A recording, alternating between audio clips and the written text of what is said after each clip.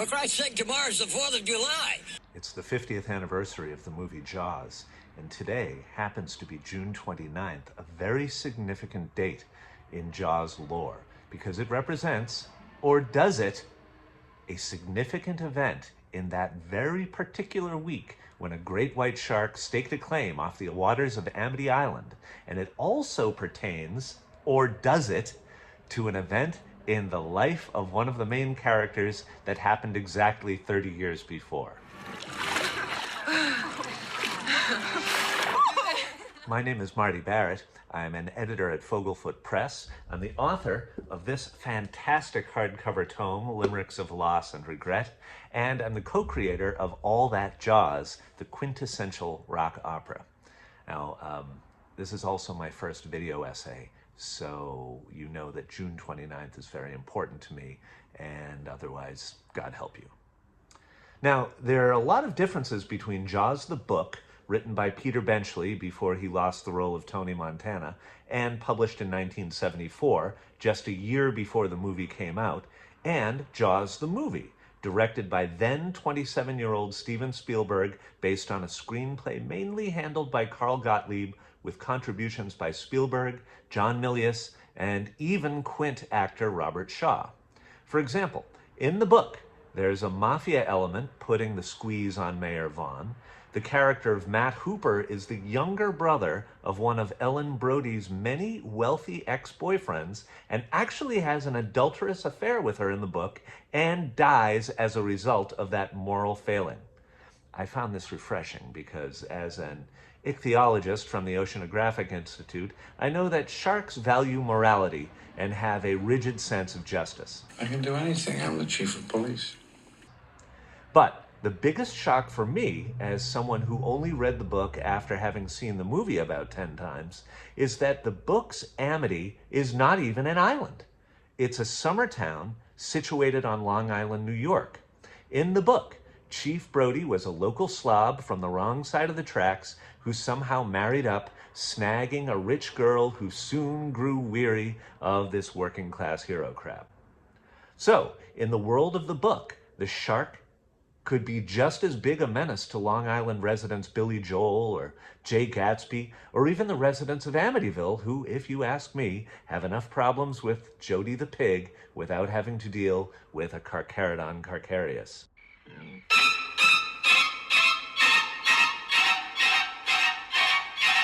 But before we get into June 29th, let's set the scene with the epigraph of another monosyllabic, 4-letter titled book. None of those letters are J, A, W, or S. Of course, I'm talking about Frank Herbert's Dune.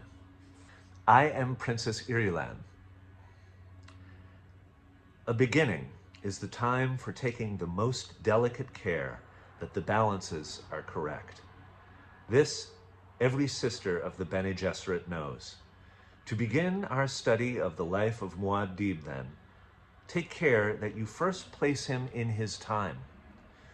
Born in the 57th year of the Padishah Emperor Shaddam IV, and take the most special care that you locate Muad'Dib in his place, the planet Arrakis. 3 syllables, beginning with A, just like Amity. Do not be deceived by the fact that he was born on the planet Caladan and lived his first 15 years there. Arrakis, the planet known as Dune, is forever his place.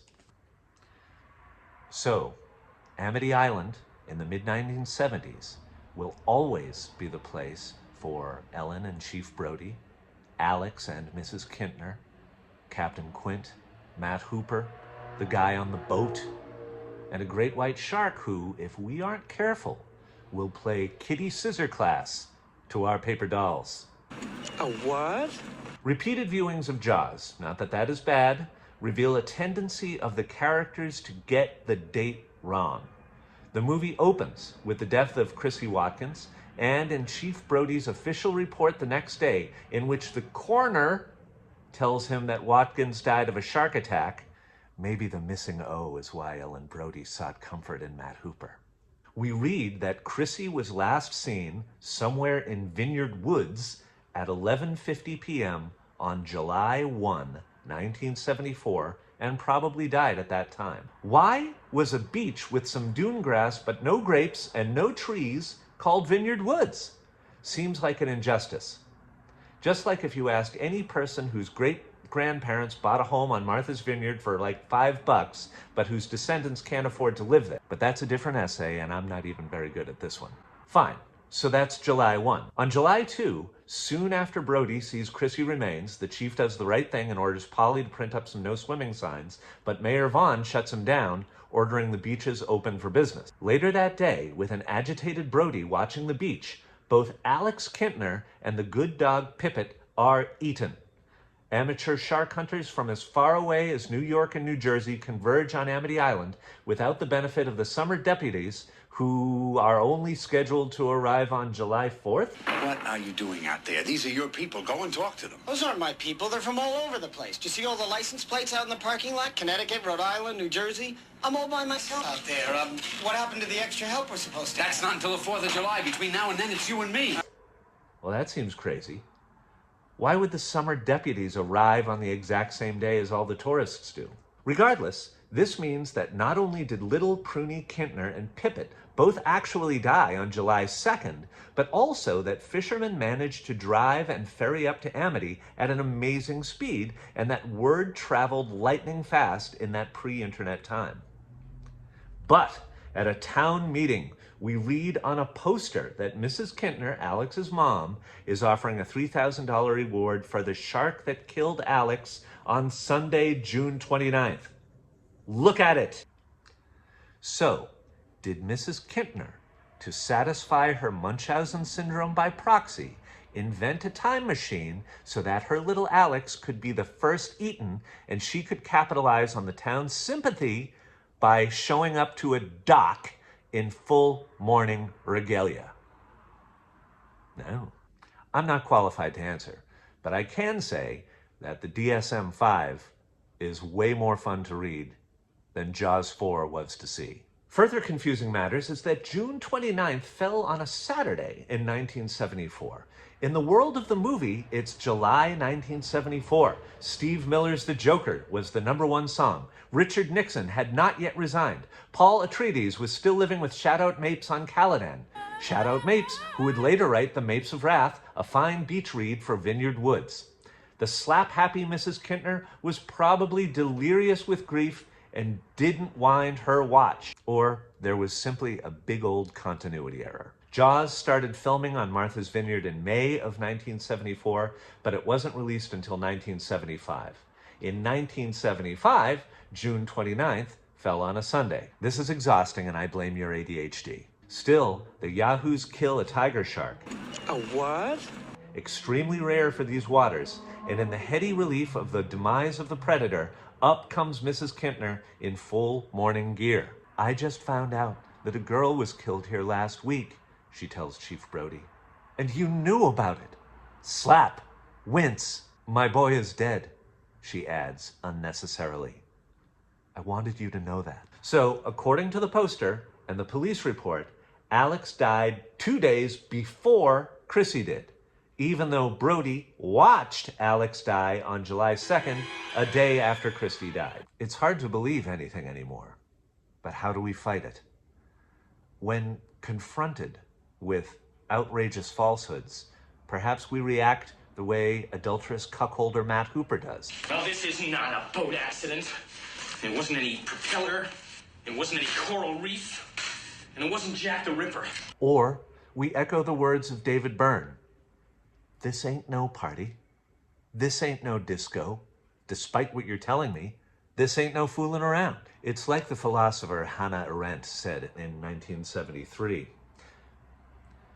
Everybody always lies to you. The consequence is not that you believe the lies, but rather that nobody believes anything any longer. The whole something happened on June 29th narrative has its roots way back in 1945 when Bad Hat Harry Truman dropped the Hiroshima bomb. Or did he? Quint is utterly a different matter, as he goes way beyond Amity's momentary hysteria and proceeds to rewrite history. Brody determined that Quint was certifiable, what with his destruction of the Orca's CB radio and his ravings about kitty scissor classes, the Battle of Waterloo, and electric toothbrushes. But it was in Quint's famous Indianapolis speech that he says the Hiroshima bomb was delivered on June 29th, 1945. So 1,100 men went in the war. 316 men come out. The Sharks took the rest June the 29th, 1945. Meaning that Brody chartered the Orca 29 years and 6 days later. In reality, the USS Indianapolis, which participated in the bombing of Iwo Jima in February 1945, was damaged in a kamikaze attack off of Wake Island in March of 1945, but was quickly repaired and returned to service, then left San Francisco on July 16th with the components of the bombs Fat Man and Little Boy, and delivered those components to the little island of Tinian 10 days later on July 26th.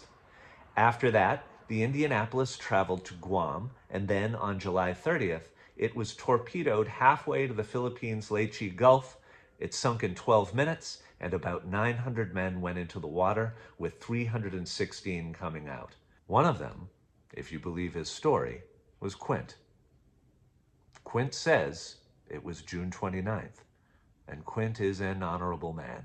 Friends, it is not lost on me that 2 years after Alex Kintner, Ben Gardner, Chrissy Watkins, Pippet, the man in the rowboat, Quint, all died, that the Edmund Fitzgerald sank in another large body of water with 29 people on board. 29! The gale that sunk the Edmund Fitzgerald in 1976 may have been known as the Witch of November, but the why of June 29th may forever elude us.